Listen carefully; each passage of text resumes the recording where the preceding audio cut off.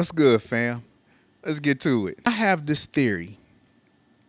And this is the first time I'm publicly sharing this theory. Anybody who's been around me long enough know that I hold to this, especially people close to me know that I hold firm to this view. Is it possible that we just assume that the 400 and some odd years of America being in existence eradicated the thousands of years of conditioning people have lived prior to the Americas? I'm going to say that again because I know that's a whole lot of pill to swallow. Is it possible that we have just assumed that the 400 or 500 years since the Americas have been discovered eradicated the lifestyle of people prior to the United States or prior to the Americas? Like all of those thousands of years of conditioning was somehow eradicated from people, and now the only conditioning people have is what is being conditioned by the Americas. What if everything that we see going on in our society is actually people reverting back to what they were prior to the Americas? See, we think about life based off of books and texts, but what we don't realize is the vast majority of the world prior to the Americas was very illiterate. Now, they could communicate orally, but very few places had written language, and very few people had the ability to even read or to write prior to the Americas. The only people who had written history were churches and rich people, governments, kingdoms, or whatever. Those were generally the only people who had a written notation of what life was. And then it was written from their perspective. Life wasn't written from the day in, day outs of everyday average people. People were just living lives. Where I got started with this philosophy was, I know a lot of times most people, whenever you disagree with somebody's train of thought, you just immediately write them off. I don't do that. I listen to them first, and then whether or not they're saying something that makes sense is whether or not I'll continue to listen to them. But I started off listening to Aryan Brotherhoods, just in general, just some people, just you see it on TV or you see something.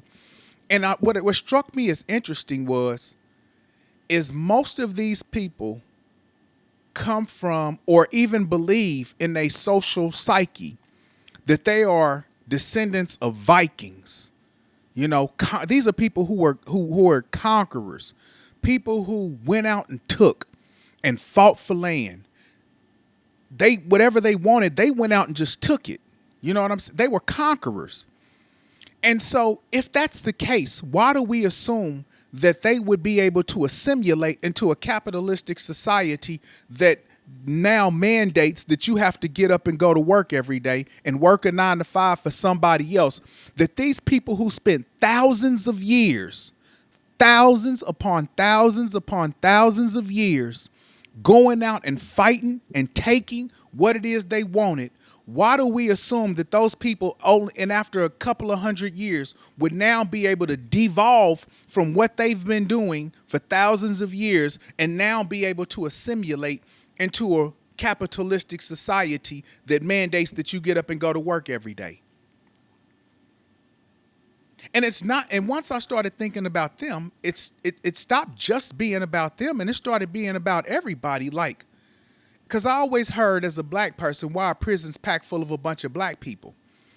And I started thinking to myself, I'm like, is it possible that prisons aren't packed full of a bunch of just black people, but rather prisons are packed full of the same kind of people? People whose bloodlines and ancestries were people who were warriors and conquerors and went out and fought and took. And those people genetically and mentally are not wired to get up and go to work every day. Now, some of those people were able to transfer that life into something else. So, maybe sports, maybe military, You know what I'm saying? So they had a few outlets to be able to still live that life and fulfill that tendency inside of them. But what about those people who didn't have those attributes, right? So if those people can't assimilate, what do you think the alternative is? And if you look at the prisons, prison life more closely models a warrior society. Because most of those people, when they go into prison, they automatically know how to move. They know if you're a white person, you just can't walk into the Mexican neck of the woods. If you're a Mexican, you just can't walk into the black neck of the woods. All of those have a hierarchy and you understand in that thing how you move in there, and that's just inherent to them. They don't even have to think about it. And just to give you more insight to my thought on this is, how do you think a person can go knock down a whole block? For those of you who aren't into urban lingo, knock down a whole block is you can go kill a whole neighborhood. Just go and shoot up a whole neighborhood, kill a grandma, grandparent, everybody, kill up everybody, and don't even hit the person you was looking for. And then those people go lay their head in some woman's lap or their mama's lap and just sleep like a baby after they done did this. It's because, is it possible that those people originated from warriors and originated from people who had violent lives to accomplish their means of life?